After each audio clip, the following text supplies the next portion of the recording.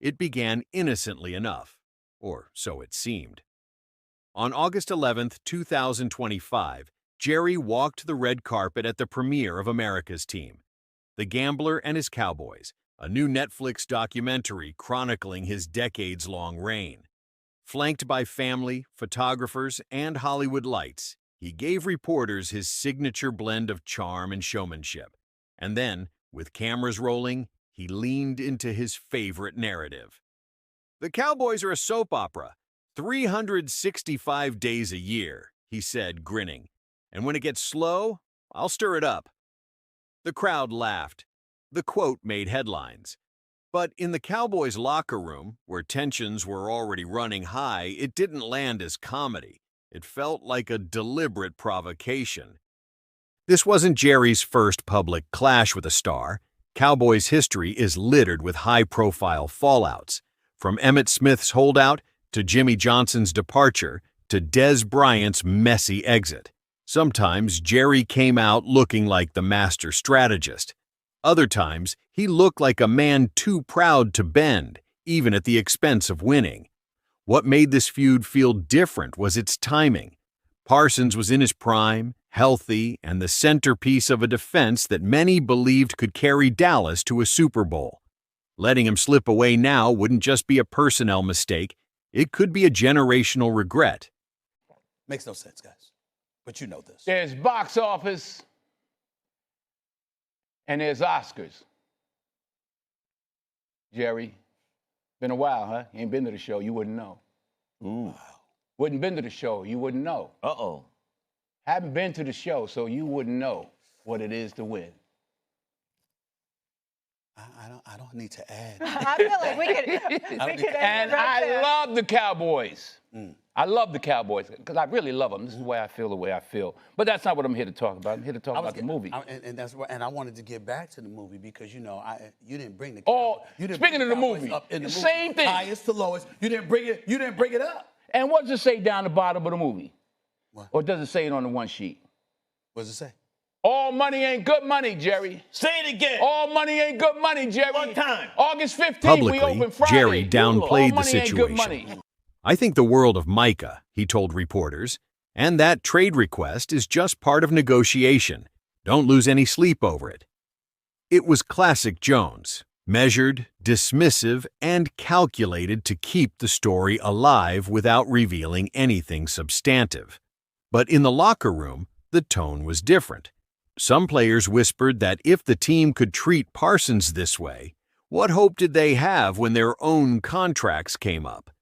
The tension wasn't just between Jerry and Micah anymore. It was between the front office and the roster.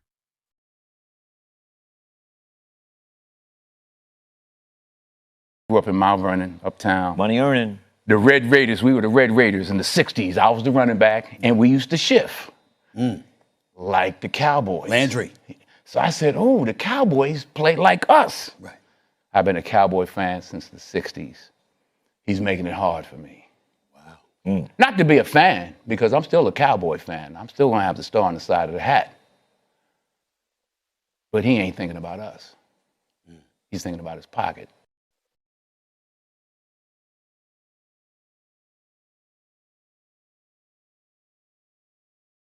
This man's future. You're playing with this man's livelihood in terms of Micah Parsons. Yes, he's under contract, but the reality is that you know what this man deserves. You had an idea about it, and you're playing these games. And why am I so disgusted with Jerry Jones about this? Because of the things that I've heard. Molly, Mike T, Swagoo, you've heard this. Do y'all know he hasn't spoken to Micah Parsons' agent? You're talking about, you're treating like the discussions that you had months ago with Micah Parsons was a negotiation. It wasn't a negotiation. Now, you know this as a former executive in the National Football League. You don't sit up there and have a discussion with a player and think that's a contract negotiation. Was anything memorialized? Was anything firmly and definitively agreed upon by the parties that be? Normally, you're sending the player away because you want to talk to their representation. You're not thinking that a conversation with a player who, by the way, is 25, 26 years of age, that this man is astute and he's an expert at negotiations. That's not Micah Parsons. Things came to a head at training camp. On a blistering Texas afternoon, witnesses saw Jerry on the sideline during a scrimmage, gesturing toward the field while speaking to Parsons. The star pass rusher shook his head, visibly tense. Teammates shifted uncomfortably. A few stepped in, as if to keep things from escalating. Those close to the team say the conversation was blunt. Parsons told Jerry, "I'm not risking my career for a team that won't respect me." Jerry shot back, "Son, you don't know how this business works." From there, voices rose. Whatever happened next, it was enough to fuel social media sleuths for weeks as fans dissected every grainy clip that surfaced.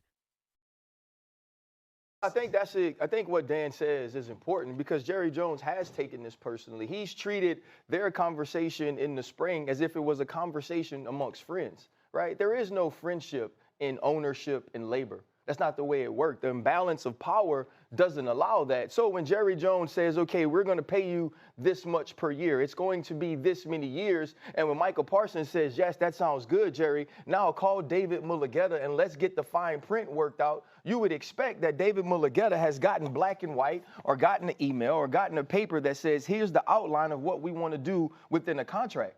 That's never happened. That next step that says, okay, I have a representation, the same way Jerry would have representation if he was going into litigation. I have representation that you're supposed to work this out with.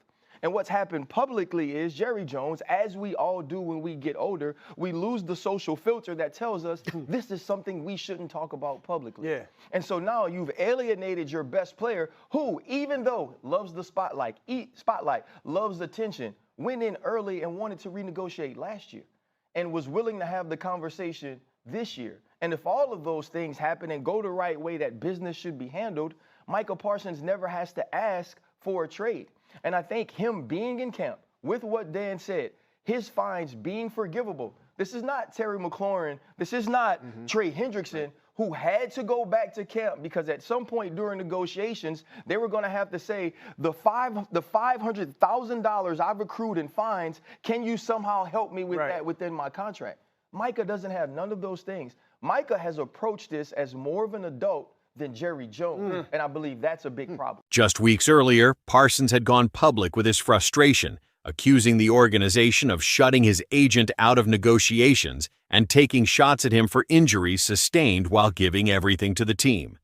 "I no longer want to be held to closed-door negotiations without my agent present," Parsons wrote in a statement that spread across social media within minutes.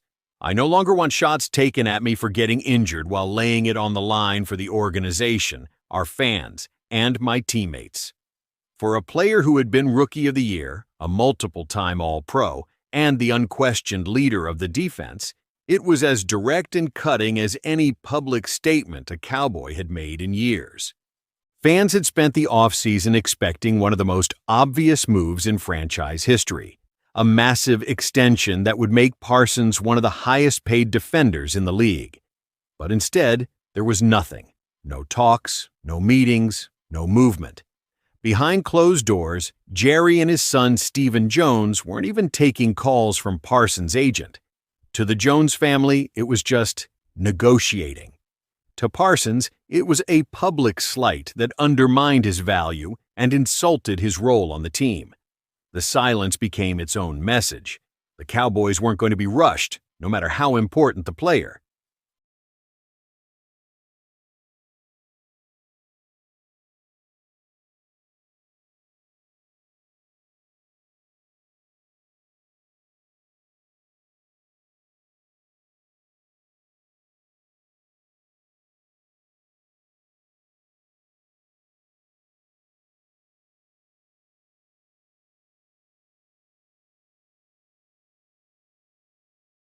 myself for the betterment of the team. You don't handle me like you've done for decades and decades with your players. This is definitely a tactic. You can come to terms isolated and one-on-one, but specifications require an agent to be present or a professional in that field. Let Dave Mulugeta do his doggone job because he's really good at what he does. Boxing him out, You're going through the agent sooner or later, Jerry. So why are you not going through the agent for your star players? Some ain't adding up. You ask yourself and say, hey, why is Jerry doing this? Well, Jerry's been doing this since inception, and it's worked for him. But sooner or later, it may not work for everybody. You feel like Micah will sign with Dallas? Will Dallas seek a trade? Because he's still under contract with the Dallas Cowboys. So if you're asking who has the leverage, Jerry Jones has the leverage still. And it all comes down to salary cap. Because you got Dak Prescott that's making $60 a year. You got CeeDee Lamb that's also top paid. But he in a pickle, boy. It's gonna get real interesting in good old Dallas. They still doing training camp over there in California? I don't know, but somebody might not make the trip back to Dallas if they don't get that paperwork right. Like, it's really gonna get interesting. And we gonna keep our nose glued to the tube. For sure. In Dallas, drama isn't an accident.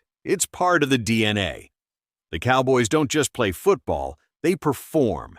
Every pass, every tackle, every sideline glare feels scripted for maximum effect.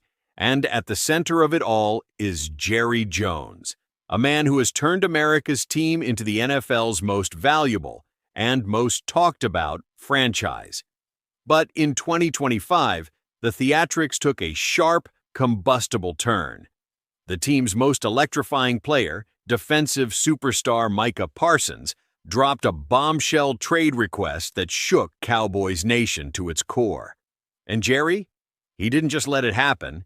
He poured gasoline on the fire. Let's get in here and sign it. Micah said this. Now, I don't think the agent would have done that. But Micah, even if he did agree, obviously does not know the fine print, or is not one that should read the fine print and know all the ins and outs of a contract. We have agents, and we got agents that deal with that stuff. So, of course, Micah wants his agent to do it. So don't tell me you're urgent to get this done when you won't even call his agent. And I don't know what the deal is with him and David Mulligetta. Mulligetta's one of the best agents in the league. So I don't know. Forbes just called him the most powerful guy in the NFL. I don't understand what in the world is going on. No, he's up there. I'm just telling you, He's a top agent. In the NFL. Sorry. Okay. Forbes called him the most powerful great agent. Okay. I like, Yeah. So yeah, it's probably just, not more powerful than Goodell. Yeah, it's disingenuous. I think. Well, now look quickly. Yeah, I do think it's getting done. Probably. I think. Yeah, I'm probably. But Jerry does seem dug in. And the fact of the matter is this: as much as I hope Micah gets his deal, Micah doesn't have a lot because of the rule. Yeah, the rules are what they are. He can't sit out. We can talk about that. He can't sit out the whole season. Parsons, for his part, kept his head down in public. He trained, he conditioned, he practiced. But the fire in his game day swagger seemed replaced by something colder, more focused. Around the league, other general managers began calling quietly, probing for cracks. What would it take? Would Jerry really move him? Officially, the Cowboys weren't entertaining trade offers. Unofficially, every player has a price. And with the NFL salary cap tightening and other contracts looming, the question became whether Jerry was playing a game of leverage or playing with fire. It makes no sense whatsoever, especially when you have T.J. Watt, who set the market for being the highest paid non-quarterback. In black and white, you know what the numbers are. He's making $41 million. Myles Garrett, before T.J. Watt, he was making $40 million at the defensive end position. So you know what the numbers should be, and it's in black and white. So I don't understand why the deal is not done right now currently, but also I don't understand Jerry Jones and his logic behind not talking to the agent of Micah Parsons. I think it's utterly disrespectful to say that, hey, I was in the room talking to Micah Parsons about leadership, and then all of a sudden we got on contract talks, and then I felt like we struck a deal, because that says to me, no, you felt like you got over on Micah Parsons because his representation was not in that room. So I don't know what GM, what owner in their right mind thinks that a player is going to sit there and have a casual conversation with you, and then next thing you know, you're talking about a contract, and then y'all strike a deal. It's okay to have the respect for David Mulligetta and call the agent of Micah Parsons and figure this thing out. But that's not the case for Jerry Jones. So Jerry Jones is acting like the child in this situation, and Michael Parsons is being the adult. This should not be a negotiation. I think this is tantamount to a max salary in basketball. It's time. This is what he get. Pay him. This is not someone you should negotiate with. He was a first-round pick who performed like on a Hall of Fame track. What are we doing? You pay him $1 more than the person who got paid at that position prior to him. There are some car dealerships you can go into and haggle. There are some that the price is the price because it's so rare and valuable. He is probably the greatest non-Terp defensive player in the history of the Dallas Cowboys. He's that guy. There's no way around it. I could understand why it might take you a while to come to a consensus with CeeDee Lamb. I could understand how it is that you don't want to have to make yourself pay Dak Prescott all that money. You should be excited about giving that money to Micah Parsons. And yet, maybe that's the point. Jerry has always believed that attention is its own currency. In his world, controversy isn't a problem to avoid. It's a tool to wield. There's sizzle, there's emotion, and there's controversy, he said on that red carpet. That controversy is good stuff in terms of keeping people's attention. But attention doesn't block passes or sack quarterbacks. It doesn't keep the locker room united. And when the cameras turn off and the stadium lights dim, it doesn't win games. Now, with the season looming, the Cowboys stand at a crossroads. Micah Parsons remains on the roster, but his future feels more fragile than ever. Jerry Jones continues to smile for the cameras, confident in his ability to control the story.